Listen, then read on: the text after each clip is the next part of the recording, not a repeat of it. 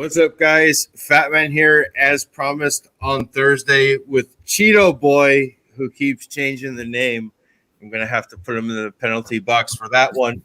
But he wanted to come over here and tell me how terrible of a quarterback Matthew Stafford is and how he's a bum and how he's a downgrade from Jared Goff to the Rams. I don't believe. I think Stafford is a good quarterback, cursed by the city of Detroit football team. But at any rate, what do you have to say over there, Cheeto Boy? We'll have to watch both films, and I'll come to a conclusion who I think's better. Watching in real life, I think Goff's a slightly better quarterback, but the film doesn't lie. So once we watch the Stafford film and watch the Goff film next week, and I'll let you know who I think the better quarterback is. Oh no, you already went out last week. We have it how you said Stafford is a downgrade from Goff. Yes, based on watching live tape, I think Goff's slightly better, yes. So are we watching practice tape? Is he throwing a Calvin Johnson shorts in the backyard? Yeah, but we're not watching like play by play and slow mo and shit too. I'm just going by like the highlights and shit I see. I don't watch every Lions game and watch every Rams game and break it down in depth. So I can't really say that's why I say film doesn't lie, because film will break down with it, their progressions, their reads, all that stuff. That's fair enough. I could believe that. That's how I don't watch a lot of Bengals games. So I don't know a whole lot about Joe Burrow. Yeah, see pocket presence, all that shit. Because this first throw is actually a pretty good example you're going to see of Stafford. That's one thing he does really well, actually. So our friend Mark over in the Fatman and Hawk group agrees that Stafford is overrated. This is okay. I think Stafford's a good quarterback. The problem, this is the thing I think is overrated.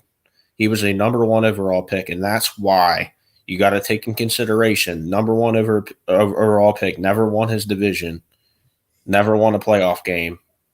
That's a lot to say the guy's not overrated. Yes, he's a good quarterback. He's still a top. He's right around the middle range for me. He's right around the 15 range, 14 range. But the problem with him is he's a number one overall pick. Number one overall picks are not.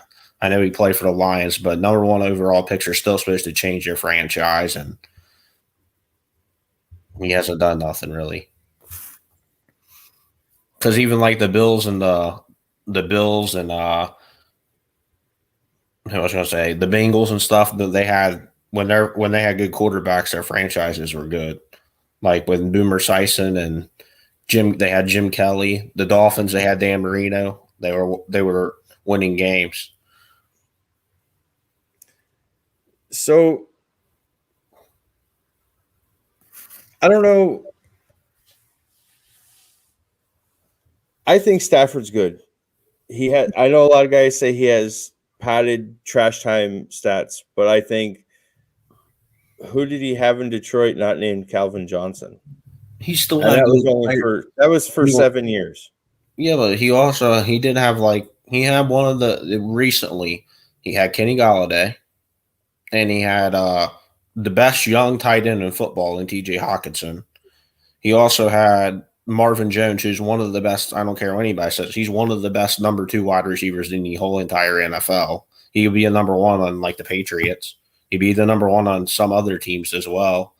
I mean, he's a good number 2. He's a top 7, top 8 number 2 receiver in the league. So what is your I want to ask before we get to the video, what is your expectation of a number 1 overall draft pick? So a number 1 overall draft pick, so for example, this is my opinion. And we'll say when a quarterback is taken at that position, because defensive ends have been taken at that position and pressure guys. So we'll just say when a quarterback is taken number 1 overall, what is the expectation for his career? So this is my thing with Stafford. The talent on the field is there, yes. The talent on the field, he's top 10. The problem I have with Stafford is he doesn't have the clutch ick factor. Number 2 is he's not a great leader. Like, you don't really see, like, Stafford's not a great leader. He really isn't. But his production on the field, like his talent, yes, his arm talent's like one of the best in the NFL. Like, it's up there with like Aaron Rodgers and the Pat Mahomes and Josh Allen's of the world. And he's very accurate. Like, you're going to see on this first video, his anticipation's really that's his strongest. In my opinion, that's even better than his arm. That's more impressive than his arm because he really knows how to he can see a defense like before things are coming. Doesn't Stafford have a bunch of fourth quarter comebacks? Yes, because he's always trailing. You should. If you're always down in the game, you should have the most fourth quarter comebacks. If you're always losing, that's the point. If Tom Brady would have the most fourth quarter comebacks as well if he was trailing all the time. Drew Brees would have the most fourth quarter comebacks if he was trailing all the time. They're not trailing like Stafford is. And Stafford had some good. I mean, he's not had the greatest defenses around him, but Tom Brady's also not had great defenses around him, and he's still been able to get the team to the playoffs and where they need to be. Same with Drew Brees.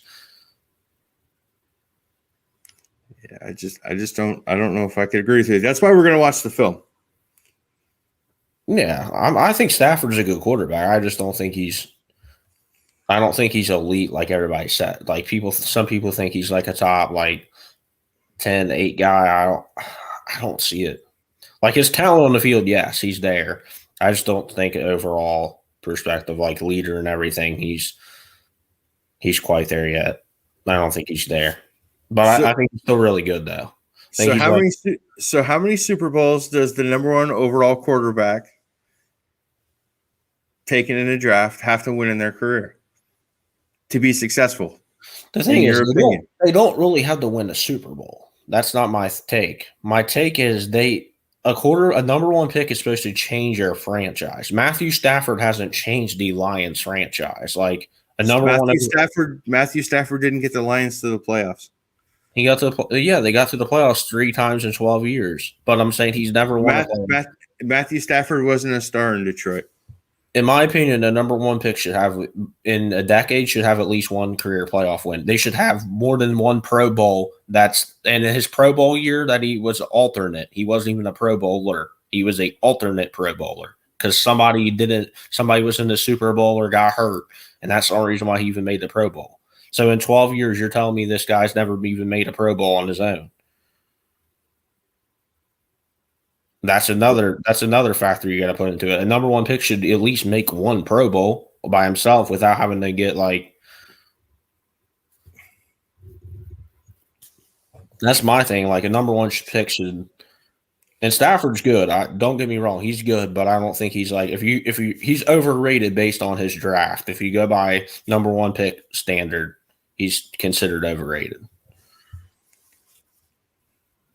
Okay, so this is Mark again. He says, I think they say it about him because he has been the best quarterback in Detroit in forever, which is true. Well, yeah, I'll give you that. I mean, I couldn't tell you who else the Lions have. What do they have? That one guy in early 2000s that was terrible. The last halfway decent one I remember was Charlie Batch. No, you know who I was thinking of? It was probably right before Stafford. It might have been a quarterback before him. Joey Harrington. That's who I was thinking. Oh, yeah, he was terrible. Yeah, that's who I was thinking of. He was terrible.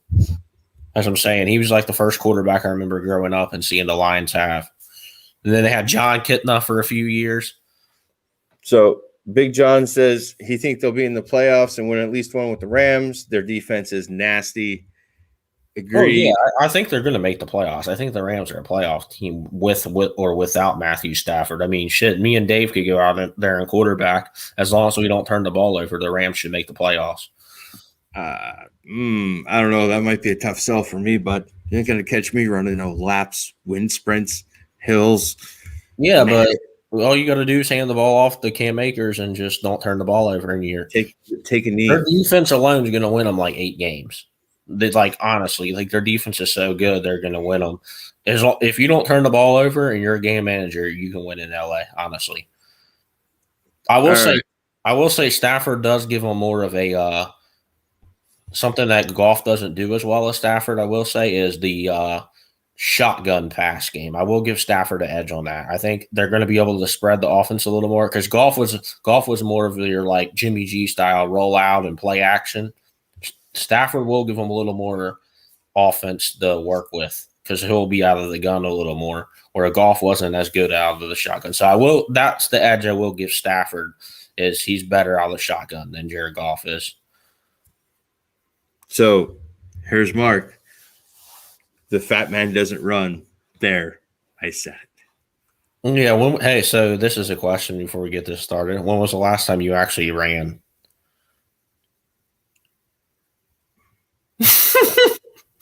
I don't know. Hey, bud, that's why they make weapons that are projectile. The last time he ran was when he crawled out with his mother. The last time I ran was when I was chasing the ice cream truck down the street, probably. When you were like 8.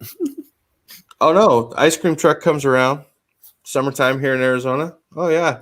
All right, guys. Yeah. So check it out. Before we get to the video, the Fatman and Hawk t-shirts. Yes, they're nice, bright, safety orange. He's had that on for about 4 days now, y'all. 4 days. 4 days. Just waiting to come back and talk to you guys. Play with Cheeto Boy over here. All right. You got it orange too. Yep. So it matches the Cheeto background there for you, bud. All right. So we're gonna get to the video here of Matthew Stafford. Cheeto Boy sent the link over to me. Mm-hmm. It's from Lawrence Owen.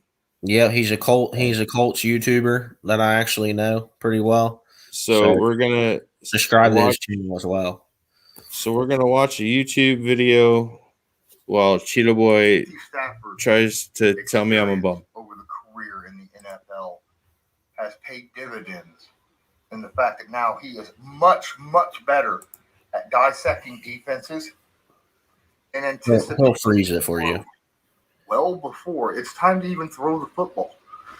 And we are going to break this one down because this is a prime example of a veteran quarterback throw and a quarterback who hasn't had the experience and would settle for a check down. Let's take a look at this in a little bit different manner. Now, Matt Stafford takes his football. This is a very, very good design play. Now, right before Stafford throws this football, you see there's actually 3 open targets. You got a guy out here in the flat, right? This is a good pickup. He'll probably catch this football and have a possibility of getting a first down. You got a guy right here who could catch the football over the middle, wide open in the zone. Good chance that he picks up 6, 7, maybe even 8 yards after the catch.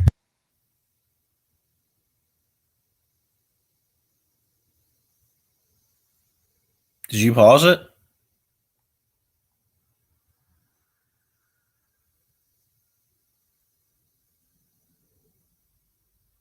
I can't hear you. You wanted me to pause it?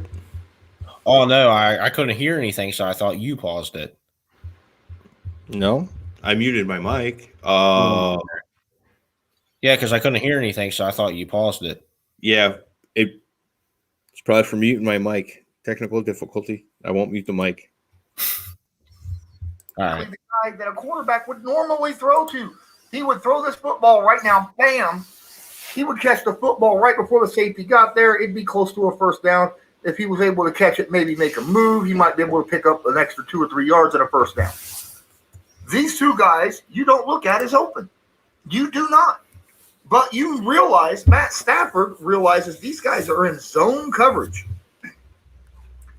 And this receiver is going to take a post route inside and bring the corner with him. And the tight end is going to take the out route. And there's an open space that's going to be created right here.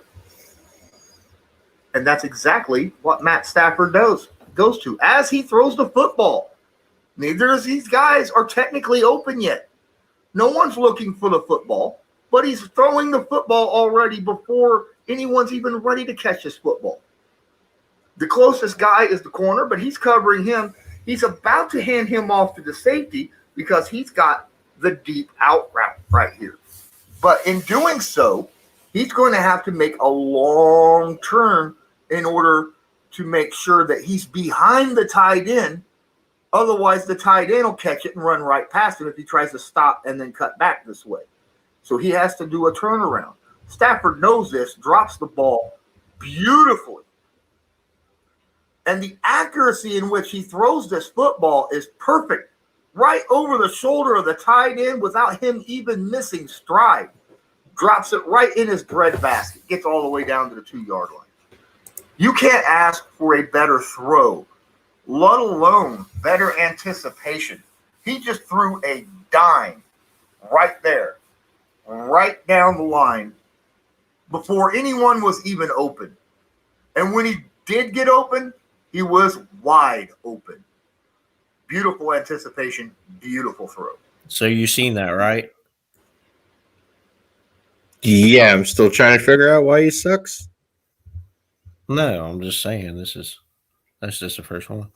This is actually pretty impressive too. What he does here. Watch this. Is this like a Matthew Stafford highlight reel, and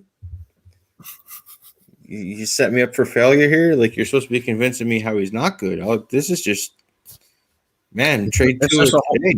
It's a whole film room of him. Like he probably points out some bad at the end. He usually points out good and bad. So I'm saying now, trade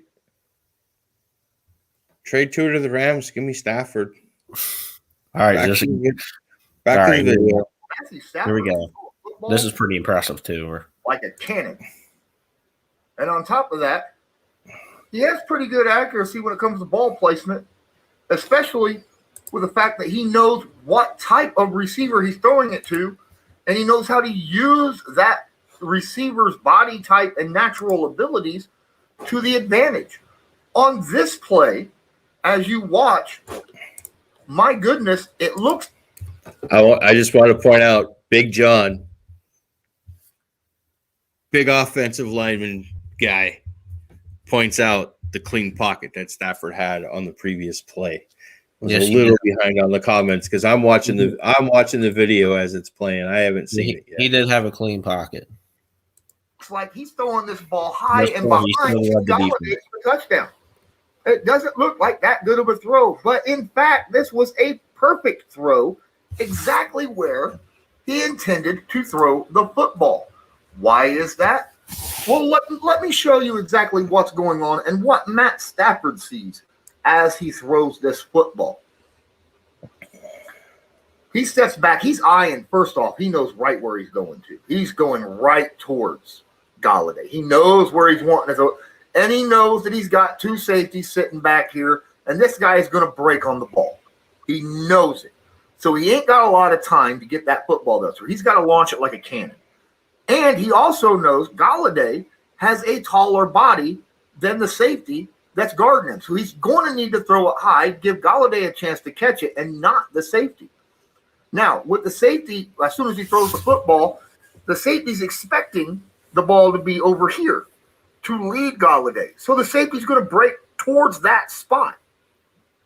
Stafford adjusts the throw to throw behind the safety slightly and behind Galladay so that Galladay could use his size and arm length, his natural God-given talents, to be the guy who can only be the guy who can catch this football.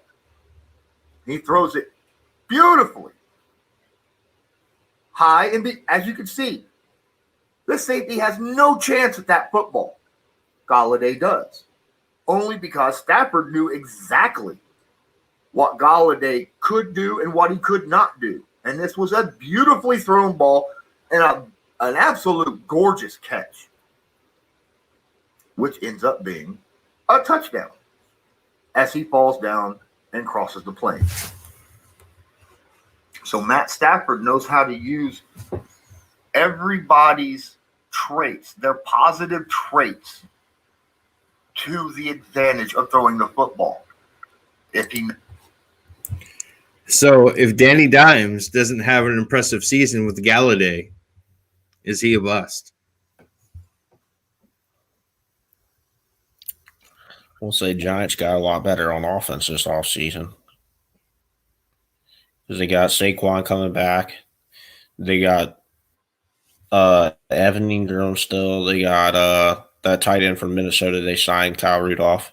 Obviously, like you said, Kenny Galladay. They got Darius Slayton, Sterling Shepard. So they got a good little offense in New York. I think their only question mark on offense is obviously Daniel Jones being consistent, and then the offensive line. Other than that, their skill players there are pretty much set.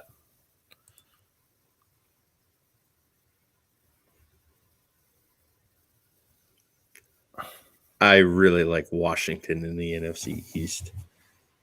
They got that Fitz magic now. Yeah, I think it's between them and Dallas.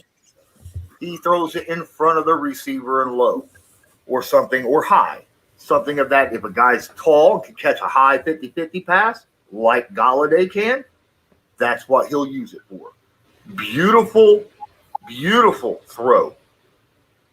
This is the Nordic Track Rower 900. There's so many. Put it on big screen. Row, you can basically Commercials, bud. Commercials. I know. I was just saying put it on big screen if you can. Belt of weapons that he uses in order to help his receivers get open. And some of these are not utilized by other quarterbacks in the NFL. Some of them are forgotten tools to be used in the NFL. And here, Matt Stafford, he uses one of those tools to perfection. What tool is that? The pump fake. One way of being able to get a receiver open is to use a pump fake when a receiver makes a cut that you know he's not going to be using. Let's watch this play. This is beautifully done by Matt Stafford. As we watch, you're going to have right here, keep an eye on Hawkins. Right here. He's going to make a slight cut on this linebacker right here. And he's watching it. He knows, the linebacker's going to come up on him. And watch when Hawkinson makes this cut. Look, he fakes the pump fake as soon as he did the pump fake right before he made the cut. Right before he made the cut. Watch this. Watch him. There's the pump fake. There's the cut. What's that do? Watch how badly this makes the line. Look, the linebacker, boy, he bought on that pump fake and that cut so badly. Oh, man, he don't look smart now. Now this tight end is open for a quick shot down the field. Even though there's a linebacker here, there's no way he's going to get to him in time. Let's just throw a rocket down the field because he's past him. He catches the football. Had the tight end been able to stay on his feet, that's a big game. Big game. He wasn't able to. But the fact of the matter is, Matt Stafford can utilize a pump fake in combination with what other wide receivers and receivers do in order to help sell the fake cut. Oh, my God, that is terrible. This dude needs to go home and put his helmet down and just quit playing. He just got burnt bad by the quarterback. You realize, bud, you're losing your own argument that you brought up. Hey, I'm hyping the Rams up, fans, so they are disappointed at the end of the year. You are trashing yourself. No, I'm hyping Rams fans up for them real quick and make them feel good, and then when they're disappointed at the end of the year. This is terrible. This is almost as bad as when you said Aaron Rodgers is going to the Pittsburgh Steelers. All right, just keep going. Jeez, man. I just oy. All right. Quarterback. Ooh. And Matt Stafford is going to bring that utility that a lot of quarterbacks can't use. And it wasn't even a big play. It was just a shoulder. See how he just his shoulder, just a little slight shoulder nudge. He didn't have to get rid of it.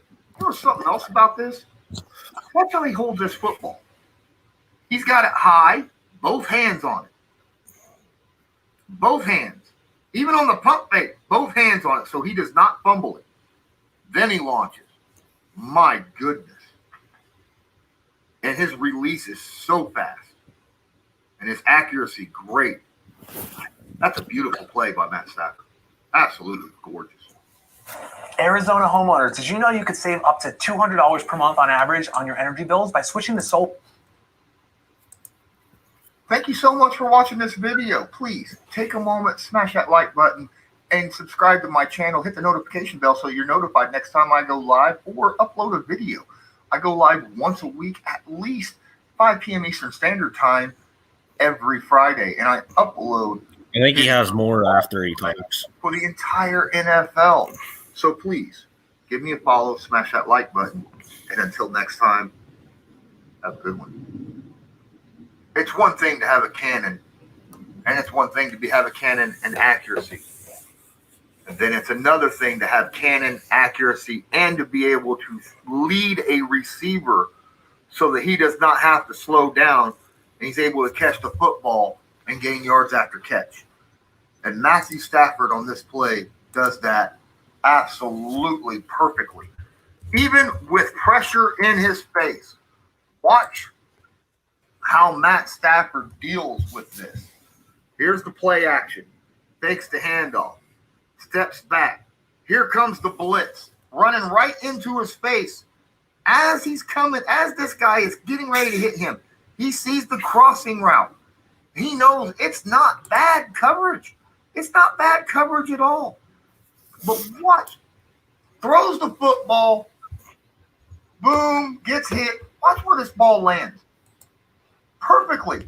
Right over the shoulder. Right in front of the helmet of the receiver. Right in front of the... You can't cover this any better than what Kenny Moore is covering him right here. You can't. This is tight coverage. But that you cannot defend a perfect throw when a receiver is running away from you. And that's exactly what Matt Stafford did here, was placed a perfect throw on a crossing route to a receiver in step with that receiver. So he did not have to slow down. He didn't have to try to speed up. It was in perfect step with that receiver's route. He was able to catch the football right in front of the defender. All the defender could do then is just tackle him, try to wrap his arms up, maybe smack the ball out. Wasn't able to do so. Touchdown. My goodness, Matt Stafford made that look easy. And when you have quick receivers, it doesn't even matter how fast you receive. It doesn't matter how good you receive. We have to stop.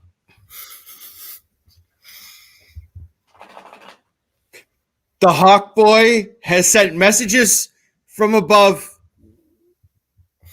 Wants to know, Cheeto Boy, did you even watch this before you made a comment about how Stafford is better than Goff? I'm making a total ass of himself out here. Hey, I told you it's going to help your case. If Stafford's good, I'll admit that he's better, or that he's better than Goff. Yes, you are. Like I said, we'll just watch the film, and then next week we'll go over Jared Goff film, and then we'll let the season play out, and there we go. And I told you, I said if I think Stafford looks better on film than Goff, then I say Stafford's the better quarterback. I said just watch him live that I felt like Goff was the better quarterback. But when you actually break it down in film, you can actually see how a quarterback reads a defense and goes through its progressions and protection and all that stuff.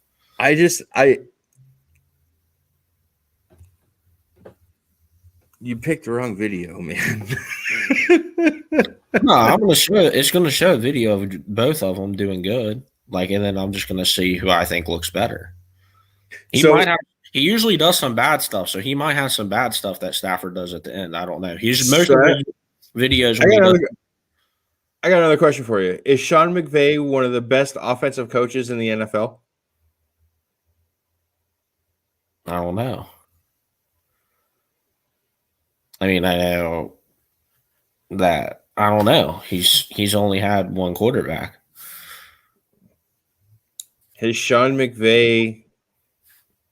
I can say Kyle Shanahan is. He's had multiple quarterbacks. I can't say Sean McVay is. He's only had one quarterback his whole time, Jared Goff. I can't And say. now he has a guy with a rocket for an arm that throws so hard he takes a tight end off his feet. Okay, but I'm just saying I can't say because we haven't seen Stafford play a game with the Rams yet. So I haven't seen Sean McVay play or have a quarterback other than Jared Goff. Where at least Kyle Shanahan, he's had Matt Ryan, RG3, Kirk Cousins. He's had other quarterbacks. So I can't really say Sean McVay. Yes, based on his time with Jared Goff, I would say yes, but he's also never had another quarterback he's had to work with. So, and Jared Goff was another guy that was also a little overrated because he was the number one pick as well. But Jared Goff did get to a Super Bowl, so that's something he does have over Stafford as a number one pick. With Sean McVay. No, with Jared And Goff. Aaron Donald. And who's 33 points a game got them to the Super Bowl? I'm pretty sure Jared Goff. Who outscored Patrick Mahomes on Monday Night Football when they won 54-51? I think that was Jared Goff. Weren't the Rams winning at the end of the year with some third string quarterback? No. They played in the playoff game with when they got beat by the what's her name, Packers or whatever. They were playing with Johnny Hecker or some shit. I don't even know. Larry Wolford, that's what it was. They were playing some Wake Forest quarterback that was a rookie because Goff. But Goff also played hurt too. He came in and played hurt. Because I think that dude got hurt, so they were like, okay, we got to put Goff in now. Because Goff wasn't going to play, and then that guy got hurt. All right, so we're going to go back to the video of Stafford crashing defenses. Yeah, of your argument that you brought to the table with the video that you picked out and brought to the table is just annihilating. All right, we'll see. Argument. Keep going. Let's see. If you could throw a receiver who's covered that tight, when you have a receiver who can actually get wide open, that just makes it that much easier. But this right here, this is impossible to defend. Impossible. You cannot defend the perfect pass. And Stafford has the ability to do that. Hey, homeowners. Have you heard of this money-saving hack? If you haven't missed a mortgage... A lot of commercials. So one of the most important Yeah, that's the only thing that sucks about YouTube. They give you commercials. Stafford has that he needs to be able to do. Oh, you must have to have some subscribers because and Matt Stafford, I ain't got no commercials. Well. I mean, your traditional scrambling quarterback can just take off and run and go for yardage or whatnot. Guys like, Allen and Murray and Mahomes and Russell Wilson. But Stafford is not that guy. Can he run? Yes. But he's a pocket quarterback, so he needs to be able to avoid the pass rush. Now, when you avoid a pass rush, sometimes it throws your timing off with your receivers. But when you have an incredible cannon, if your timing is thrown off even by a second or a second and a half due to avoiding a pass rush, you can make up for that by throwing the football like a laser missile down the field. And this is exactly what happens with Matt Stafford on this play as Hicks crashes in on him and makes him adjust in the pocket. Let's watch. Now, as you see, here comes the ball. Hicks coming right up the side here. Watch this. Gets the pressure. Now, he has to sidestep, then step up, reset. And watch how fast. Look at that. That is a laser beam to the receiver. Now, the problem is that ball is late getting there. So he had to throw that rocket laser beam. Why? Because normally he would be throwing this football right now. He would throw this football right now. Right before the receiver would stop and turn around, he would throw this football so he could catch and turn and run. But he's avoiding the pressure of Hicks. He's got to step up, so he can't throw this football right now. So he's a hair late. So he turns, resets, and rockets. Now, the rocket makes it a little tougher to catch I don't care who you are. When you have to throw the ball as hard as Matt Stafford just threw that football, that makes the football a lot harder to catch. But he's able to hit the window, and he trusts in Marvin Jones to catch it, especially if he puts it right on the money like he did right there. Now let's look at this at a different angle, because this is a better angle. Now, traditionally, I don't know. You could argue that there was a hold right here by the left tackle on Hicks, but that's neither here nor there because we're talking about Matt Stafford and not blocking, okay? Watch how quickly, after he slides to avoid this pass rush, how quickly he resets his feet and his shoulders to line himself up with the throw. It is amazing. He's got such a quick release and a quick ability to reset himself, which is a huge benefit. Because right here, this is where he steps. Now, look, bam. Just one quick motion to reset his feet. See, he just avoided. He can't throw. You see, he's reaching out for him. He's like, nope, you ain't getting this football out of me. Now he's away. Now look, in one fluid motion, he turns his entire body, sets his feet, his shoulders, and it's perfect. Even when he stepped, he completely, in one fluid motion, reset his feet, his shoulders, his hands, everything in a blink of an eye to be able to launch this football as quickly as possible. And that is a cannon that he just launched. And still got... You like that laser? Pretty impressive. Man, like I said, his arms are great. That looked like a turd coming out of a butthole after you ate too many tacos. Rocketing out to the receiver in no time flat. That's a beautiful throw. And that right there is a rare ability to be able to reset and launch that kind of a ball. Not many quarterbacks ever in the NFL are able to do something like that. And this is a play that absolutely exemplifies everything you want in a quarterback. And this is Matt Stafford versus the Indianapolis Colts. You want a guy who can avoid the pass rush, extend the play, launch a ball with a cannon 60 yards in the air downfield, lead a receiver open even though he's covered fairly tightly by a top-notch cornerback. Look no further than Matt Stafford. Let's take a look at this.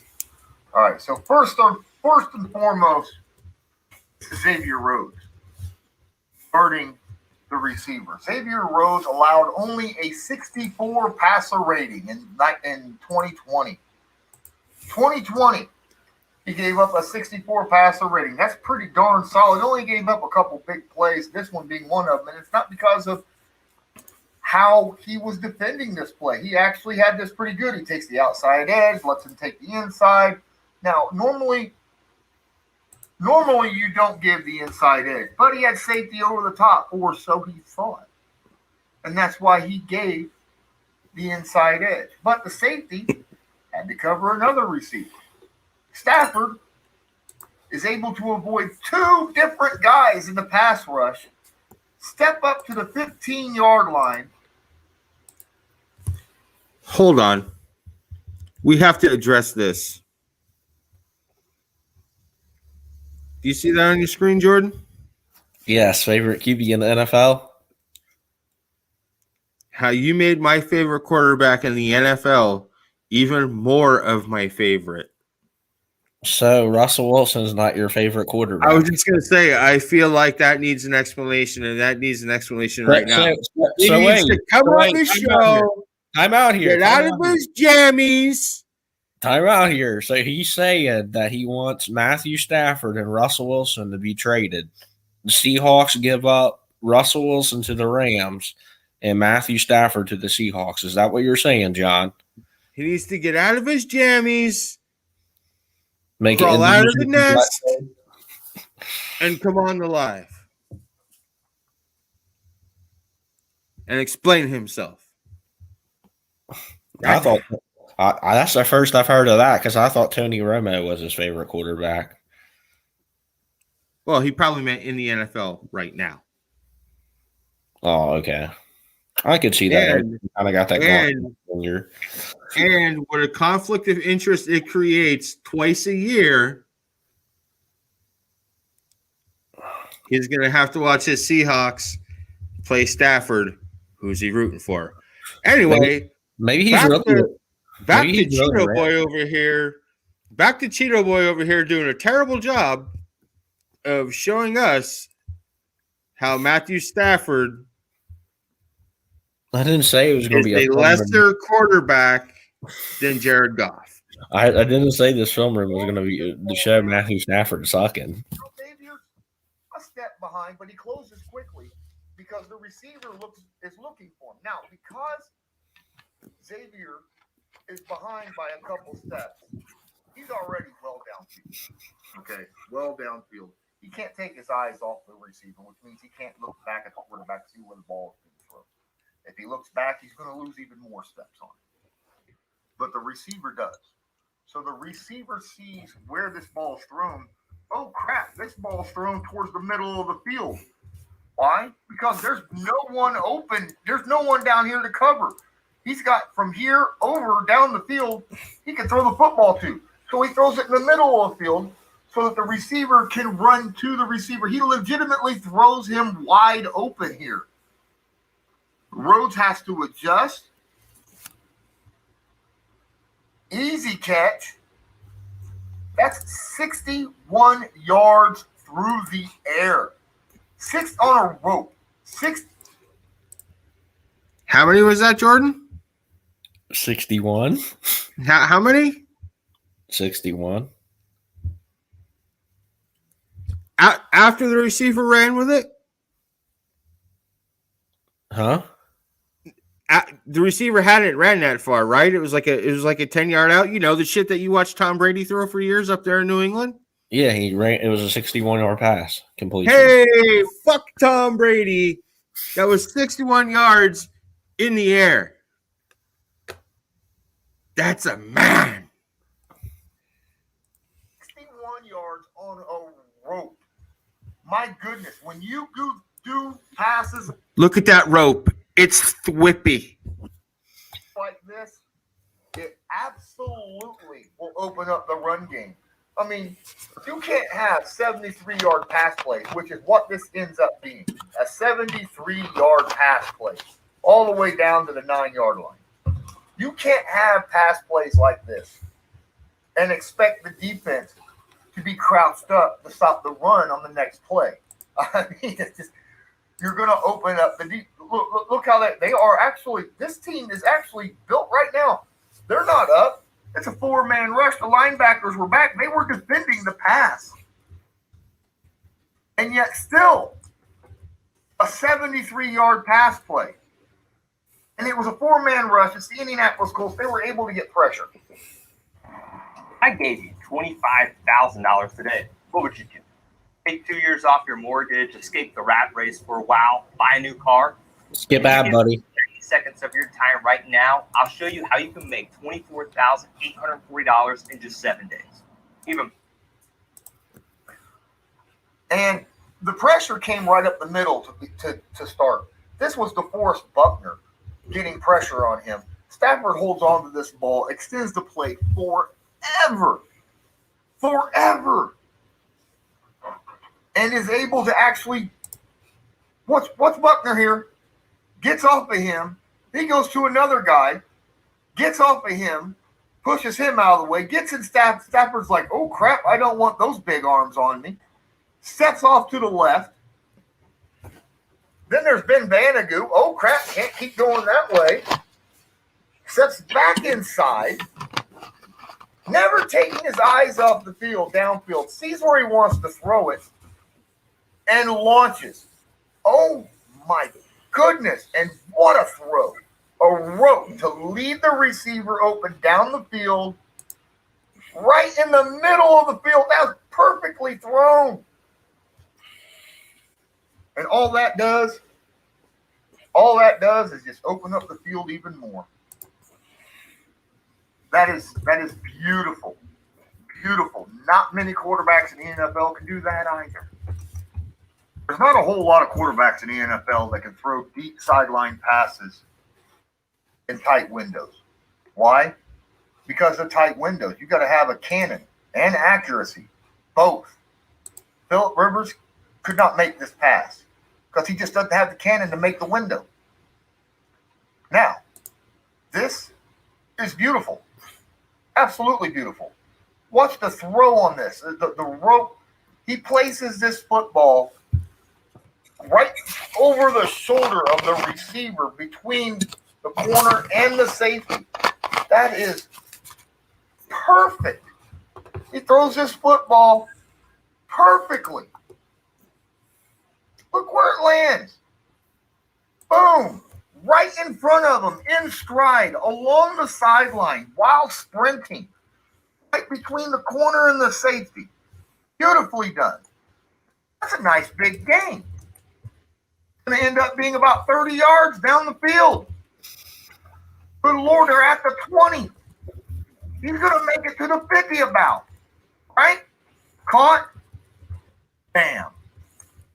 30 yards down the sideline. Again, not many quarterbacks can do that. Matt Stafford can. And he's still got plenty of strength and arm in that arm. He'll be able to do that for a few more years at least.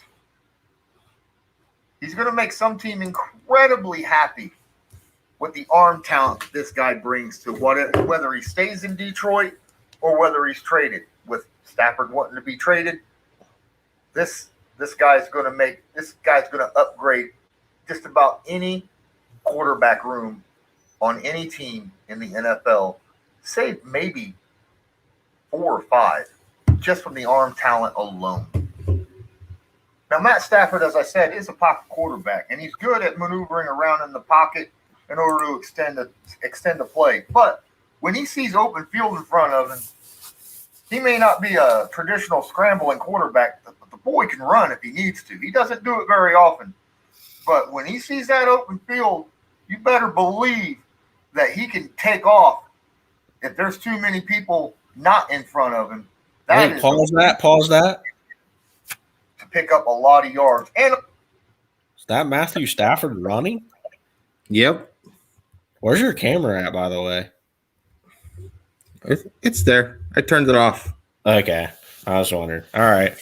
You can. I was just wondering. I'll turn it back on when we're done watching the video. Okay. And on top of that, he knows to slide. He's not going to try to take extra yardage. He's got the first down, slide, live another day, throw another play. But that's not bad. That's not bad quickness at all when it comes to that. So, I mean, it's not like he's Phillip Rivers or Tom Brady or Peyton Manning back there as a pocket quarterback. He's got some legs. He's not Kyler Murray or Deshaun Watson or Patrick Mahomes or, Josh Allen. But he definitely can do it when it's needed. So that's just another aspect that you can have along. Am I seeing that right? Doesn't it look like that DB knees him in the head? The DB need him in the head.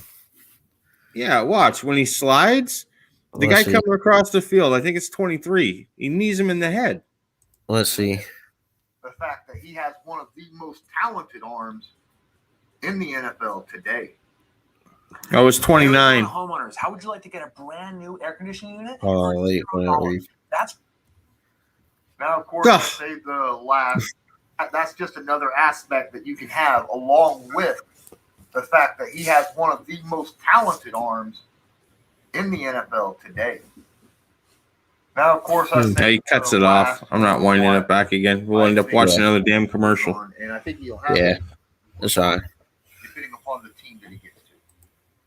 First off, he knows he's got a cannon. and he loves his tight ends because he feels that, receiving tight ends have an advantage over linebackers because linebackers generally aren't that athletic. But that's because he's been on the Lions, and the Lions, he's not been on a team with a very good athletic linebacker. He needs to be on a team with a good linebacker in order to improve this. But he feels that because he has a cannon, All right, here's some bad. he's able to throw a football into tight windows with linebackers covering. Here, Eric Kendricks obviously shows that he's got the ability and the athleticism to keep up with tight ends, look back, catch footballs. Matt Stafford will try to throw tight windows against linebackers. Now, let's say he goes up against, let's say Matt Stafford goes to the Indianapolis Colts. Just to say, because, I am a Colts fan. He'll have a couple incredibly athletic linebackers, and Bobby Okereke. Oh, and yeah, 3-time All-Pro Darius Leonard to be able to work against in practice.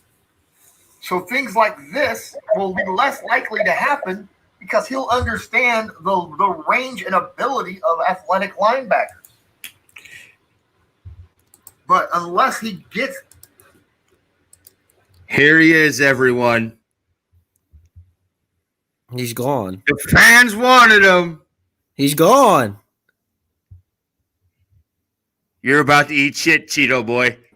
I don't see him. Hawk! Making an entrance. There he is. Now he's back. So I just want to make a quote real quick. All right. I just want everybody here to know that the Rams getting Matthew Stafford is not an upgrade. It's not an upgrade. It's not. Said by the Cheeto Boy. Are you saying that you've never said that? I did say that. Okay. All right. So now that we established that, so let's establish the question of the day. Did the Hawks say that Stafford's his favorite quarterback? Yes. And you can definitely find that in lives dating all the way back to week 7 and 8 that we're not lives. This past year. Matthew Stafford's your favorite quarterback in the whole NFL. In the whole NFL. Over Russell Wilson. Over Russell Wilson. So if let's say Matthew Stafford and Russell Wilson were to trade, would you do it? Would you want it? Considering how much of a fan I'm of Stafford, I would get his jersey. You're going to buy it this year. You're going to be a Rams fan now. You're switching the bandwagon. Hell no. I've said this. You're coming out on the Rams bandwagon. He called it. We got proof. I've said this multiple times that there isn't a player in the NFL or in NFL history that's above the Seattle Seahawks for me. That doesn't mean that I can't like another player from another team. All I'm saying is that I love Matty Ice. So you're scared of the Rams. Okay, thank you. Duh. So the Rams are the team you're the most scared of then? Duh. So these are the facts I know. Cheeto Boy, as previously stated, Stafford is not an upgrade over Goff. Yeah. Based on watching, yes, real speed football, yes. Based on his beliefs. So when we talked on Monday, we talked about, hey, our last film study was successful. Dial up another one. We'll do one for Matthew Stafford. Said, okay, we'll go Thursday. Gives you time to get it around. He finds this video, which is a very well done video, I must say. I was kind of letting the ads play because we're watching the guy's video. He might as well get paid. And it's just a Matthew Stafford highlight reel. It's a 28-minute video. For 27 minutes, we've seen Matthew Stafford shred defenses, rocket balls, throw the ball so hard he takes his tight end up off of his feet.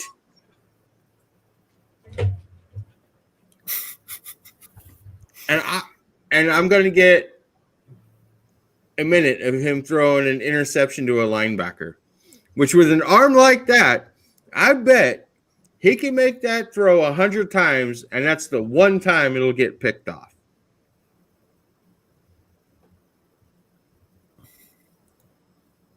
No defense from the Cheeto Boy. Back to the video. So my question is, I got something here. My question is to you, after watching this video, how much more of a Stafford fan are you? Now, you talk about Stafford, and at times I have liked Stafford, at times I have not liked Stafford. And I was on the side of Calvin Johnson made Stafford. Until I finally went, and everyone knows I'm not a big stats guy, but I finally was looking at some stats here this morning when me and Jordan were getting ready. And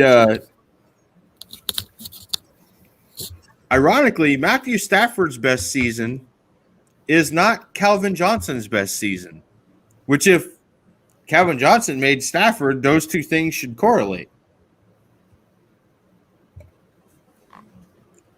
Now, I will say Stafford's completion percentage is kind of butt cheeks. He's hovering down around like 63% for his career. But that's how most gunslingers are, though, because they throw the ball deep a lot more. And you're going to have a lot more incompletions down the field. And just the fourth quarter comebacks. You said earlier something about him being a bum when he gets down. Yeah, when he gets down and he's not a good leader because he's always down. But yet he has all these fourth quarter comebacks, so somebody's leading him back. My thing with Stafford is, my biggest thing is he doesn't take the check down like the other quarterbacks does. That's my biggest knock on Stafford. He doesn't take those check downs. He just goes for the deep. That's why his completion percentage is down, because he throws the ball deeper than any. I mean, he throws the ball deep more than any quarterback, I think, in the league. So your knock on Stafford is he throws the ball deep too much, and your knock on Tua is he throws to the check down all the time. Yes, because you don't stretch the defense. You got to be able to stretch the defense some. You got Matthew Stafford out there chucking that rock. You can't just throw the ball 5 yards. That defense is going to be sleeping by halftime. I'm just glad we don't have to play the Rams this year. Not for the Super Bowl. I'm just glad we had to play them last year. He said, "I'm glad we don't have to play the Rams this year." So Nemo says the real question is, where is the Scam Newton highlights? You can't find them. He's okay. So I will say that I'm pretty impressed with this video. I'm not gonna lie. So are we gonna watch? Are we gonna watch the one interception on this video? Let's watch the one interception where he throws it to a linebacker where 99 times out of 100 that ball doesn't get intercepted. I can get a Cam Newton one next week or something. Absolutely, I'm down for that. And they're all going to be when he had a Carolina Panthers jersey on in 2015 and won the MVP. It'll be a Patriot from last year. Eric Kendricks just did. This is an area that Stafford will still need to improve upon and may or may not do so depending upon the team that he gets to. But I think this is a small price to pay for having. Hey, Hawkboy, does Bobby Wagner eat that shit? Yeah. Does Bobby Wagner get that pick? Yeah. He's throwing into double coverage there. He's got. Even if Bobby Wagner don't, Jamal Adams probably does. You know, this is one of those things. Like, go back real quick. Well, it looked like the ball was a little inside too. So what is the situation on this play? Like, what down is it? Like, what is it? What's the situation? He didn't say what down and distance. All right.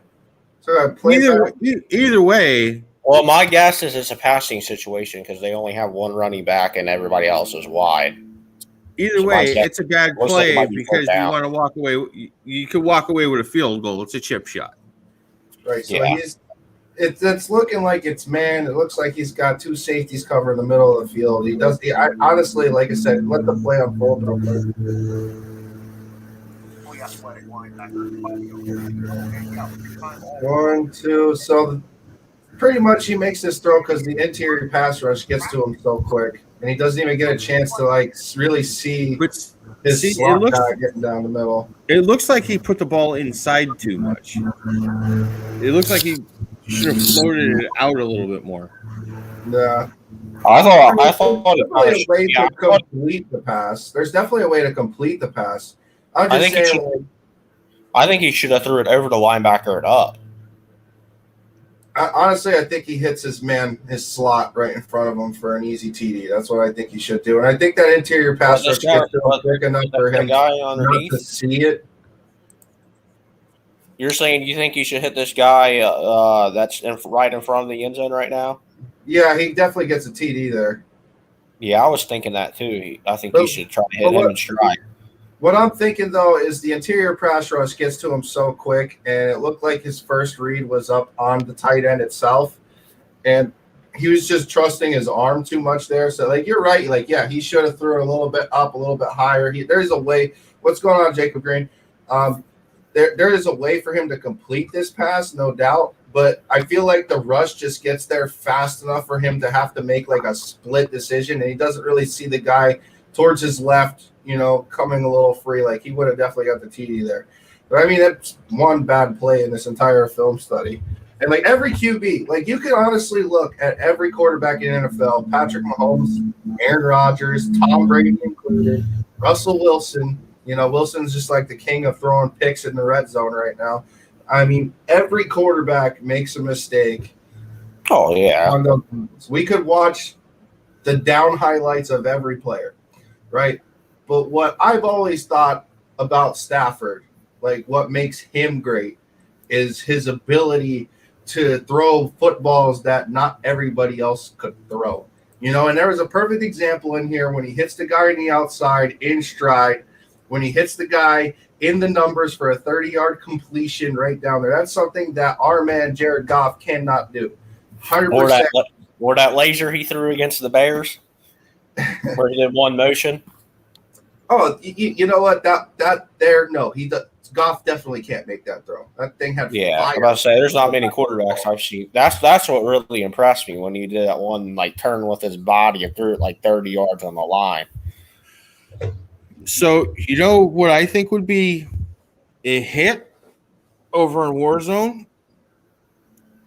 and for us over in Fatman and the Hawk, since there are so many Pittsburgh Steelers fans that follow both pages, and there are so many Cleveland Brown fans that follow both pages, and you already did Lamar Jackson. How about we do a Big Ben next Thursday? We do a Baker Mayfield the Thursday after that. We keep this puppy rolling. I mean, unless you really, really want to get embarrassed of the Jared Goff one, because honestly might lose us views. We could do Jared Goff next week. I ain't gonna lie, that film is getting me nervous now. That was pretty impressive. I ain't gonna lie. Well, that's good. I'm glad that you changed your own mind.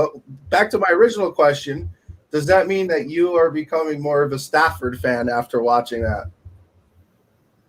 Me? Yes. Dude, I know how you feel about Stafford. Yeah. So I kind of was like Dave. I didn't say Calvin Johnson made him, but you thought so at the very least. I was kind of on that train. Like I knew Stafford was a good quarterback. I just didn't think he was that good. Watching the film now, I'm like, oh, okay. All right, guys. So Jacob is gonna come and join us, the Pittsburgh Steelers fan. I think I made him excited when I said that Big Ben film study. I think we could watch Cheeto Boy destroy himself with that as well. What do you think, Jacob? About what, the Big Ben? Yeah, about Cheeto Boy. We've seen how well he did with his Matthew Stafford argument. Let's see him get himself destroyed about Big Ben too. What? How noodle of an arm he has now? He don't have a new arm. His arm's still strong. It ain't It's Matthew not- Stafford. Still strong. It ain't Matthew Stafford arm. Well, no. Yeah, but like only 3 players in the league has a better arm than he does, so that's like not even fair. Hey, now I'm gonna Hey, start hey, using. it's not. Hey, Lamar now- Jackson doesn't have a good arm. It's not now Ryan let's- Lindley's arm. Now I'm gonna start using Matthew Stafford like I use Ryan Finley on everything. Stafford's the new GOAT. Ben Yeah, still has a good arm. He's Ben the still Ryan. has a good He's arm. the Ryan Finley with the arm. So I don't know how much of the live did you actually see, Jacob? Did you see a lot of the video that we were playing? Matthew Stafford, yeah. Yeah. So what was your take on Matthew Stafford before seeing that video? I think he's a good quarterback. I don't see nothing wrong with him and his throwing. I mean, Top 10, top 5, top 15. I put him in a top 5. We got another believer. You made another believer, Cheeto Boy. I always didn't believe in just like Josh Allen. I put Josh Allen in a top 5. So, and I Dave would already knows where I have Josh Allen. And the thing is about Josh Allen, I would take Josh Allen over Lamar Jackson just because of his style of playing. Well, Dave knows where I have Josh Allen at. Yeah, I know. I heard. he's terrible. I saw the live. 12th. You don't think he's a franchise quarterback? I didn't say he was over one game. Okay. One AFC championship game. Franchise. Okay. He's already a okay. So franchise. let me get this straight. He's a franchise quarterback, but he's not going to carry. He's not going to carry a team to a Super Bowl. He could carry a team to a Super Bowl if he had more help. Exactly. He's not going to carry a team to the Super Bowl. He's not like Tom Brady. He's not like Patrick Mahomes, Dan Marino. Oh, well, Dan Marino, not really. John Elway, Russell Wilson. He's not like those guys. He's good. He's a good quarterback, but he's not elite. Well, his style of I playing. want to go back to John Elway. I know his style Honestly, of playing is better than Lamar Jackson. If you give me three more seasons One of person Josh Allen doing that well. one person that would never carry a team to a Super Bowl, and that's Lamar Jackson. Because I want to go his back to style- John Elway. If you give me three more years of Josh Allen doing what he did last year in a row, then I'll start believing that Josh Allen's a elite quarterback. Until then, I'm not. I want to go back to Elway. I want to go back to John Elway. Okay, what about John Elway? You're in love with him? How many Super Bowls did John Elway win without Terrell Davis? Two, I think, right? He won 2 Super Bowls without Terrell Davis? Oh, you're saying without Terrell Davis. I don't know. How many Super Bowls did John Elway win without Shannon Sharp? Okay, that's like saying how many Super Bowls did freaking Joe Montana win without Jerry Rice. That's not fair because Jerry Rice. That's fair. That's the best receiver of all time. But Jerry Rice's entire career was. I think was Montana Bill won Montana. one without Rice, 1 or 2. I'm not. No. He definitely won a ring without Rice. So Rice was drafted in Joe '87. Montana Montana without definitely Jerry had Rice. rings before then. Yeah, he won a Super Bowl before Rice. I thought Rice or Montana won all his rings with Rice. Here, hold on. Cheeto, after the live, go to www.nflhistory.com and just kind of like educate yourself for a little bit, especially on the Joe Montana. And while you're there, make sure you watch the highlight of Bo Jackson versus Brian Boswell. What should I do? Should I go look at what do you call it? What's your word? Our Madden plays? Yeah. Instead of going to www.okiedokeplays.com, go on www.nflhistory.com. So All right, I'm still stuck on Elway. How many Super Bowls did he win without Ed McCaffrey? Who? How many Super Bowls did he win without John Mobley? I don't even know who these guys are saying are. I only know who Terrell Davis and Shannon Sharp are. How many Super Bowls did he win without Neil Smith? Well, that's any quarterback. How many? How many did he win without Bill Romanowski? I mean, like, dude, I could probably name more of that roster. Like, yeah, How many was a Super good Bowl quarterback, and he made it to the Super Bowl before them guys. I but unfortunately he was don't also remember clutch. those guys because I wasn't watching ball yet. I was like 6. Yeah, but how many clutch drives did LA make to win those Super Bowls and win those conference championship games? Who made the drive to beat the Cleveland Browns? That wasn't Terrell Davis. That wasn't those guys. That was John Elway leading the team down the field, 91 yards or whatever. But yet Elway is like 4th or 5th on fourth quarter comeback list. Because he don't trail like Matthew Stafford. When you're not losing, it's hard to come back when you're not losing. That's why Tom Brady would literally have every record if he was trailing all the time. He's I ahead. gotta have to ask Google now because I'm interested in that fourth quarter comeback list. The fourth quarter comeback is the most overrated stat in NFL. It's the most overrated stat because how about the Aaron Rodgers? Andy Dalton's like up there. He's like top 3 or top 5, and he's he's more of a winner than Stafford.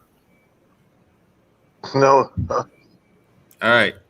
I want to say he's a winner. Peyton Manning. Yeah, where's Peyton Manning's rings without that freaking Denver defense or Marvin Harrison? 43 fourth quarter comebacks. Tom Brady. 39 fourth quarter comebacks. Drew Brees, 36. Ben Roethlisberger, 35. Thank you, Google, because I didn't know this. It came up and I was interested. So you're saying all these guys were losers. John Elway is 7th on the list. Dan Marino is ahead of him with 33. My man. Yeah. Johnny Unitas. The list goes Peyton Manning, Tom Brady, Drew Brees. You know what? I'm just going to share my screen. What's Matthew Stafford on? Where's he on that list? 11th, I think. Okay, my point. Stafford's 11th. Here we go. And he here's the list for you. Peyton Manning, Tom Brady, Drew Brees, Ben Roethlisberger, Johnny Unitas, Dan Marino, John Elway. Matthew Stafford is tied for 7th with Elway. Matt Ryan, Phillip Rivers, Brett Favre is 13th. Joe Montana is 15th. Like for comebacks. Exactly, that's what I'm saying. Imagine if Tom Brady or Peyton Manning or John Elway or one of those. But you're saying he hasn't because he's always down. So Peyton Manning, Tom Brady, Drew Brees, Ben Roethlisberger were down more times in games. No, they were more clutch. They were more clutch when they were down. Their percentages. But Matthew Stafford isn't clutch, according to your argument. Exactly. That's my point. He left.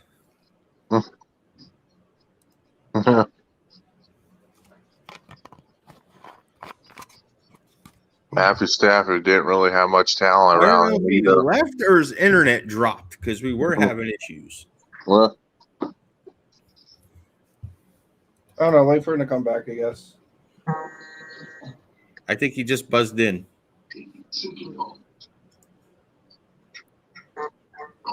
No, he didn't. Oh, there he is. He's back. There he is. Dude, glitch out on me? Do what? Did you glitch out on me again, Cheeto Boy? Yeah. But what were you saying again? Oh, I took the list down. Yeah, I remember the list. You said the list. I already went through it, but I'm saying Stafford's not like if he's not clutch. How does he have so many comebacks? Stafford has a lot of comebacks, but when you're trailing all the time, it's easier to have comebacks. When Tom Brady doesn't trail half as much and he has more comebacks, that's more impressive, is what I'm saying. Like Tom Brady average of wins a year is like 12 in his career, 11 in his career. Matthew Stafford's average wins is like 5. So you got to figure Stafford's always trailing. Like Stafford in the fourth quarter is trailing 80% of the time, so he has a better chance of coming back because he's trailing. Brady's never trailing in the fourth quarter; he's usually ahead. 80% So you're of the saying time. he has higher. So what you're saying is he has higher odds. So better statistic that to look at would be percentage of times you're down versus how many times you came back and won the game in the fourth quarter. Yes, because if Tom Brady, let's say Tom Brady's trailed in his career 100 times, just for example, and if 30 of those games he's came back and won, that's 30%, obviously. If Matthew Stafford's only trailed 60 times, but he's only come back 5 times, that's not as impressive. Right, which would mean his percentage would be lower. So yeah, that's why I'm saying my question is, how many rings does Tom Brady win if he was drafted on the Lions? The same amount Dan Marino won being drafted on the Dolphins. The question is, it's hard to say because Tom Brady would have had Calvin Johnson. And does Tom Brady win those playoff games that Matthew Stafford didn't? Probably. Now, I'm not saying they would have won the Super Bowls those years, but the Lions had some pretty good defenses with Sue and does Tom Brady have 3 different head coaches? I'm not saying he'll win 6 rings with the Lions, but 1 or 2 maybe. Yeah. I think Tom Brady would have had success no matter where he would have went. That's what people need to realize. He would have had success wherever he went. Now, he might not have won the Super Bowl at 43, unless he went to a stacked team. But in his prime and, in his young days or whatever, maybe not in his young days. I will say he would have not have won with the Lions in his young days. But from 28 to 38, I think he could have won one with the Lions. Well, we all know by year 6 the Lions would have traded him anyway. But early at this point in his career, no, and early in his career, no, because he's more like a game manager type of quarterback. But him in his prime, from like 28 to 38, I would say he had a chance. He has a chance. If you put him on those Lion playoff teams, he has a chance. If you replace him, I think if the Lions drafted him by year 3, he's cut, and we never hear the legend of Tom Brady. Well, if he was 199th pick for the Lions, probably. Because remember, 31 teams passed on him 5 times, and the Patriots passed on him the other 5 times as well. And then they took him in the 6th round, late in the 6th round. That's just good scouting, knowing when to get your talent. I don't know. I just know that there was a year the Lions went 10-6. Speaking of, we can thank the Jets for hurting Tom Brady. We can thank Mo Lewis for knocking Drew Bledsoe out of the game and giving Tom Brady a chance to play. Because if Mo Lewis, a Jet, never knocks Tom Brady out of the game or knocks Drew Bledsoe out of the game, we might not even know who Tom Brady is right now. He might be me and you right playing now. Poorly before that hit. Yeah, but I'm saying, like, if Drew Bledsoe never gets injured in that hit, Tom Brady might be me and you right now. He might be on a podcast talking right now. You don't know. So there's a year that Stafford's Lions went 10-6. That was the year they ended up losing in the playoffs. If I'm not mistaken, that year, 31 of those comebacks, 6 of them happened in that season. 6. Okay. All right. So without those fourth quarter comebacks, then the Lions would have only won 4 games that year. Okay, but answer this question. Did they win the playoff game? No, I believe they did not. Point proven. Problem solved. I'm just saying. Like, if we're thinking that the comeback stat's like a bullshit stat, right? Like, it's bullshit. Yeah, it is to a certain extent. But if everybody had the same amount of opportunities, and yes, if Stafford had more fourth quarter comebacks and they had the same amount of times they were trailing, then yes. But it's obviously not that. But when a guy averages 12 wins a year and another guy averages 5, so he's only averaging like half of what the other guy does, it's hard to judge fourth quarter comebacks because the guy that's always trailing has a better opportunity to come back in the fourth quarter. Where the guy is winning, his teams are just running the ball, trying to chew the clock and get the game over with and head to next Sunday.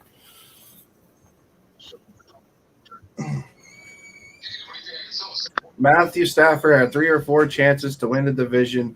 No excuse for Matthew Stafford. That's another point I bring up. Matthew Stafford has, in 12 years, has never even won the division one time. Not even one time. He's only made the Pro Bowl one time as an alternate, not even on his own. Somebody got hurt or somebody played in the Super Bowl and he was an alternate. He's never even made the Pro Bowl. So how many seasons have we looked at the NFC North and we were like, "Oh shit, the Lions are the best team in that division"? How many times have we looked at the NFC North at all and said, "Hey, anybody's a real legit team besides Green Bay"? The Vikings were a couple years ago. The Bears. Yeah. Every team in that division besides the Lions has been looked at as the best team in that division. The last 20 years, 30 years, I can't remember the Lions ever being picked to win that division. Ever. Oh, we lost Jordan again. Lost him again. Hey, that's Braxton over there. Braxton, if you'd like to join, let me know. You're the resident Detroit Lions fan. I'm sure you know a lot about Matt Stafford.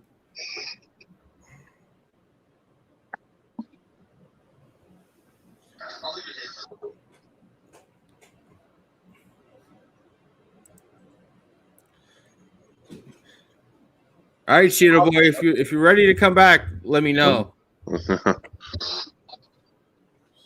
So I'm just making the point. Like, we'll just talk about when I started actually watching football until now, which was in 2001. All right, so these 20 years, I have never seen the Lions being picked to win that division in any of those seasons. Okay, and when have you seen? In fact, I don't even think that they were the second best team picked in that division either. So you were right. 2000. When has the Vikings been picked to win that division? Comebacks. 2011 was the year they went 10-6. Okay, but I'm saying when? 4. When has the Vikings been picked to win that division? Please tell me. Refresh my memory. 3 years ago. 3 years ago they were picked. I think the year after before they were in the NFC Championship game. Yes. When they missed the field goal. I'm pretty sure they should have won the Super Bowl. And they got Kirk Cousins. They were supposed to run the division. I'm pretty sure that Aaron Rodgers has been the favorite to win that division since he's been the Packers quarterback, pretty much. Not always, but. And Chicago's more. I would say Chicago's picked second more than Minnesota. Chicago's main problem is. Well, Minnesota has been good more recently, and early 2008, 2009, like before that with Adrian Peterson, I'll do that. Sidney Rice, and Percy Harvin. Get out of here! They weren't that great. Their better team was when they beat the Saints. Moss and Carter. Their best team was like when they beat the Saints in that Keenum game. When they threw that Minnesota Miracle, that was their best team in the last 15 years or whatever.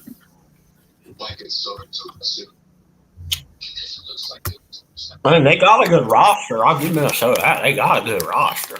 It's a playoff roster.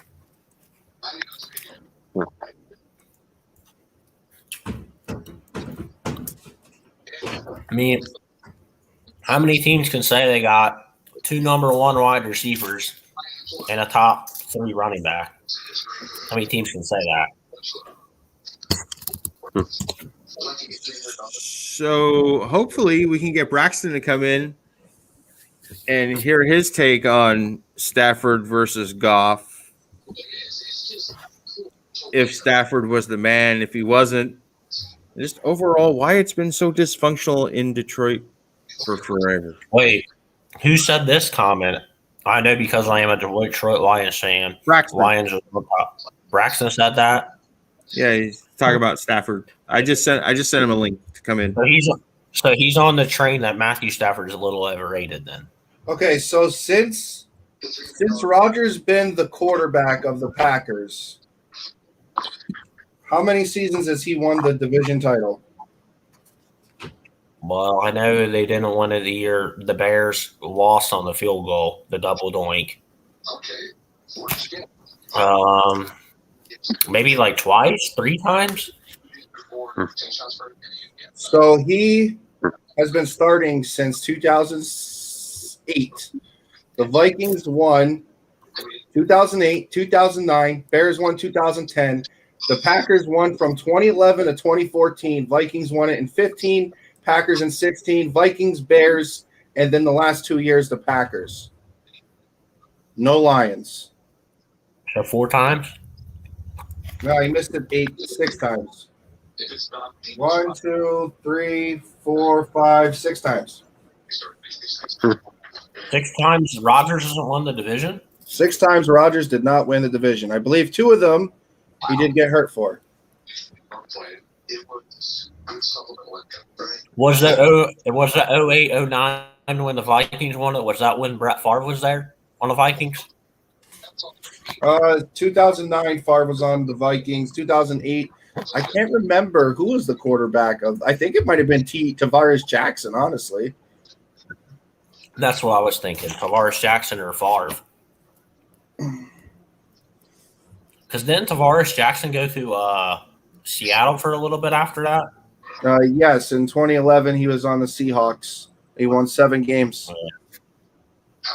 Yeah, because I thought you guys had him for a little bit, and you guys had that other dude, Seneca Wallace, who was horrible. Seneca Wallace was a little bit before that. We've had Charlie Whitehurst. Yeah. I didn't know you guys we had we had Josh Wilson as well, but we never got to see Josh Wilson. This is a good question. You guys think Josh Rosen will ever be back in the NFL? I don't know. Don't know. Is he on a team?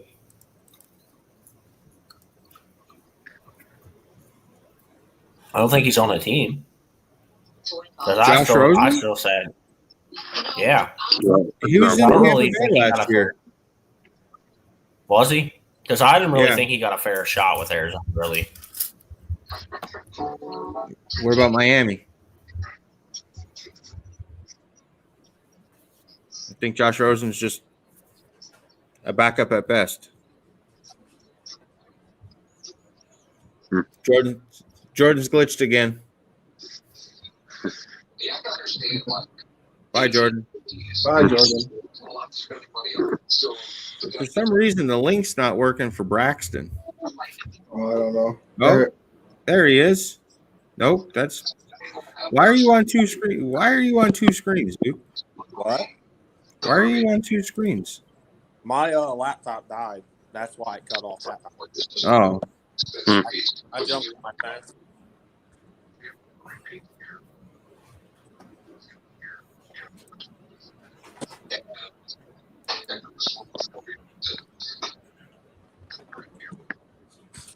So how many fourth quarter comebacks does Aaron Rodgers have? What is his 5? 5? That's what I said. 5? Oh my God! What kind of shit is that? Did you see Aaron Rodgers' record when he trails by at least 1 point or more? It's horrible. It's losing. Yeah, well, it's like awful. It's like 3 and something. I think it's like 348 or something. When he trails by 1 point. Just imagine if he had 30 comebacks, like the difference between that, you know?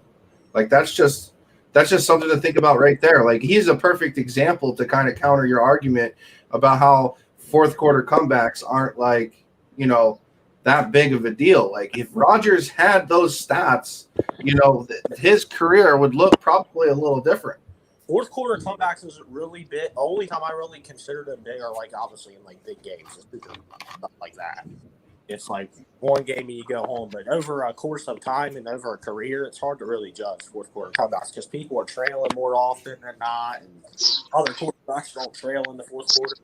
Like Big Ben Roethlisberger, even like he's averaged probably 10 wins a year. He's not going to trail as much as Stafford and some of these other quarterbacks. Russell Wilson, even he averages 11 wins a year. He's not going to trail like Matthew Stafford would. Well, Russell, since being into the NFL, like since he got drafted in 2012, actually leads the league in fourth quarter comebacks. Does he? Yes. That's crazy because his team averages 11 wins a year since he's been drafted or something. Right, but they said something along the lines that Wilson actually accounts for like 5 of his 11 wins a year. Yeah, that's what I'm saying. That's where I. That's why, that's another reason why I say Cam Newton's MVP season is kind of horseshit, because it's really difficult for me to look at his MVP season and compare it to Wilson's, and you're 97.8% of your offense and not win an MVP. Yeah. Not even get a vote just because the guy had above season passing, and he had great rushing stats, wasn't able to have a more impressive season than a guy that only won 9 games that year. Like that's what bothers me about that MVP award that Cam Newton has. The reason I think Cam got it. That's the only reason why I even said that. I said that Patriot fans are like, he's a former MVP. Only won the MVP. Carolina went 51. And if Andy Dalton not got hurt, Andy Dalton would have won MVP that year. Numbers were just as good. He just got hurt. He would have had a touchdown. Because Andy Dalton that missed the last. He got hurt against the Steelers. The fifth to last game of the year. So he missed the last 4.5 games, and Dalton had 33 touchdowns. 5. So he would pass touchdowns, and he had more yards than Cam too. So he wanted Andy to won MVP. That was the year you said the Bengals were the best team in the league. No.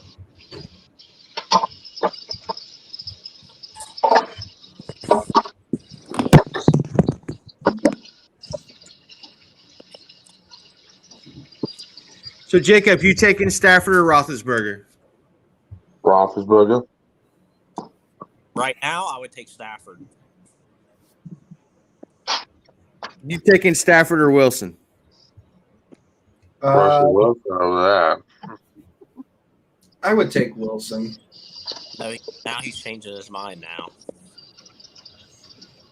Being a fan of a player doesn't necessarily mean you think he's the best at his position. Playing with you, that's what.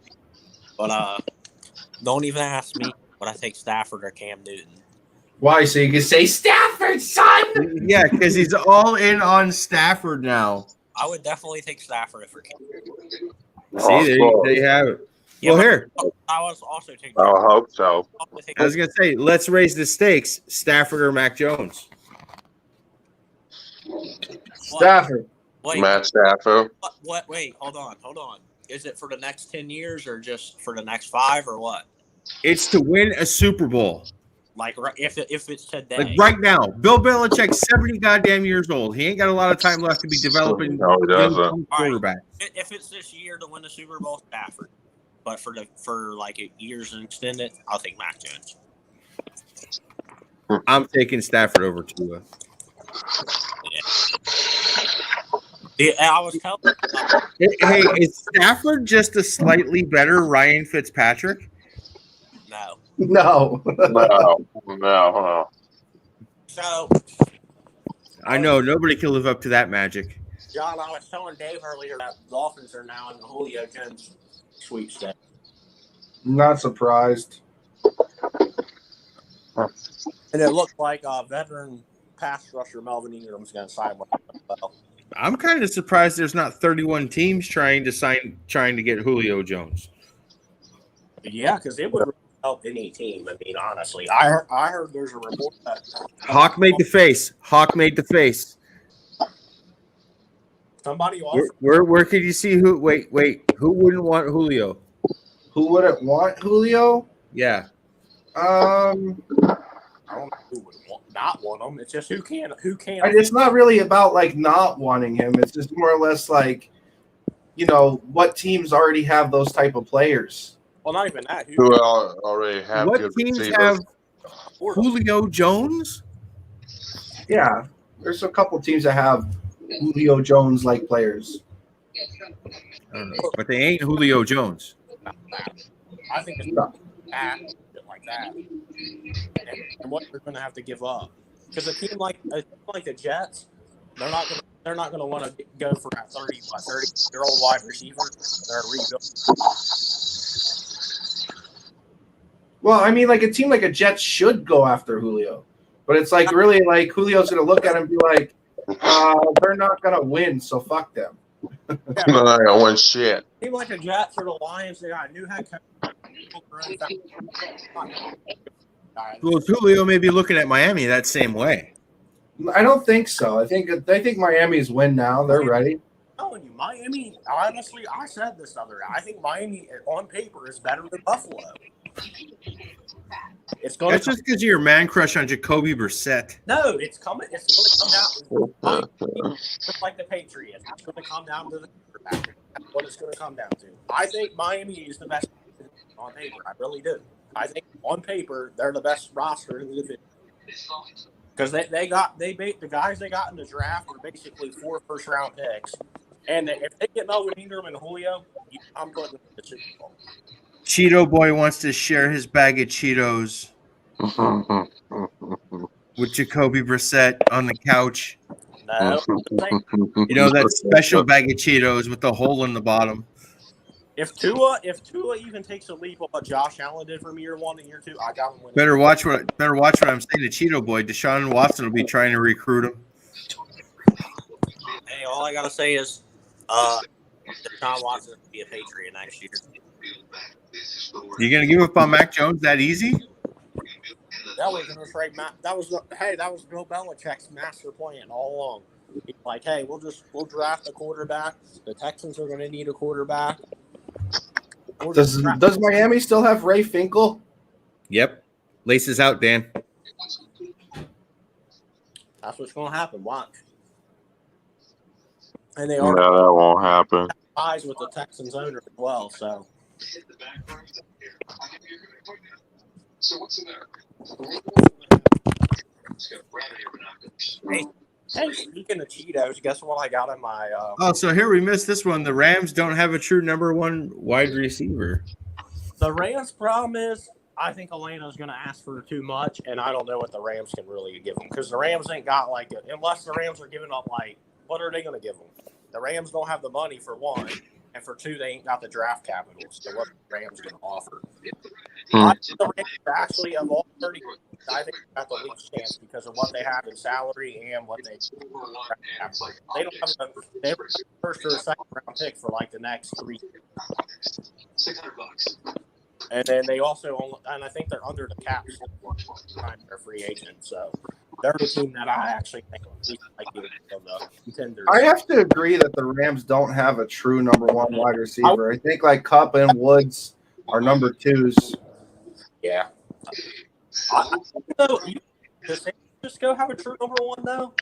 Really? San Fran?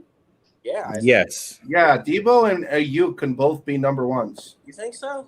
Yeah, they have high ceilings, bud.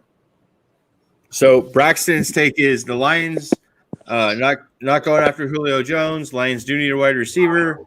They have too much draft capital. They're not giving up. They pick up for an injury-prone 32-year-old wide receiver. The Lions and the Jets are in the same. Well, that's another, yeah. The Jets, Jaguars, and Lions are in the same bill. They're not going to go after a 30-year-old wide receiver when they all got new coaches and they're trying to build for their future 3 and 4 years down the road. They don't care. They know they're not going to win the Super Bowl this year. So Corey over on the Fatman and Hawk page agrees Debo is San Fran's number 1 wide receiver. If the Patriots or the Packers don't get Julio, I would like to see him go. I don't know if Rick wants to go rock climbing. He's not quite built for it. But Allen would be a nasty duo together. Just keep more of that possession slot guy, and Julio can just put it on. Justin Herbert would be that much better. All right, guys. Well, it's been fun. I worked all night. It's past my bedtime. It's time for nanas. And I think my little one isn't up yet, so I got to get her up before I go lay down. Hawk, nice to see you, bud. Jacob, thanks for coming in. Yep. Cheeto Boy, thanks for destroying yourself with your own hand-picked video about how Matthew Stafford is not an upgrade over Jared Goff. Hey, I'm gonna take my words back. Oh, you're gonna eat the shit sandwich now, huh? Eat the shit. Jared Goff is not an upgrade over Matthew Stafford. There we go. Matthew Stafford's an upgrade over Jared Goff. All right. Well, for you guys that came and played along, thanks. We like interacting with the chat in the comments and interacting with you guys. You guys make some good points once in a while. You see me, I had to look up Google stats on the fly because nobody was giving me the info. But while we're out of here, check it out, guys. Fatman and the Hawk t-shirts. Head on over to lavenderstouch.com to get yourself a Fatman and the Hawk t-shirt. Different colors, different sizes. They're all custom, so anything you want, it can be made. Check out the orange one. It's represent Cheeto Boy. There you go. Hawk, you got anything? Same shit. I got nothing. I'm just over here. Hey, make sure you guys come check us out on Sunday. We go live in the group, and as promised, Cheeto Boy over there will cook up another film study for us. Hopefully, he picks a good one this time because the last two he got roasted on Lamar. Yeah, but he just got French fried on Stafford. Hey, but Lamar was more accurate though, actually. No, it wasn't. It wasn't even close, bud. You showed me 2 plays. I showed you 70. My Lamar one was actually showing bad plays though, like because I was proving that Lamar's a bad quarterback. I didn't say Stafford was a bad quarterback. I just said I didn't think he was very off. So make sure you guys check us out on YouTube. Head on over there, follow, like, subscribe, leave comments. We may be doing some content strictly for YouTube, not streaming it in the Facebook groups. Something we'd like to get a bunch of you guys involved in. It's something kind of big. Hawk over there is cooking up, so it'll be interesting. Next Thursday we'll do Cam Newton. Next Thursday Next Thursday's film study will be Cam Newton. Yeah.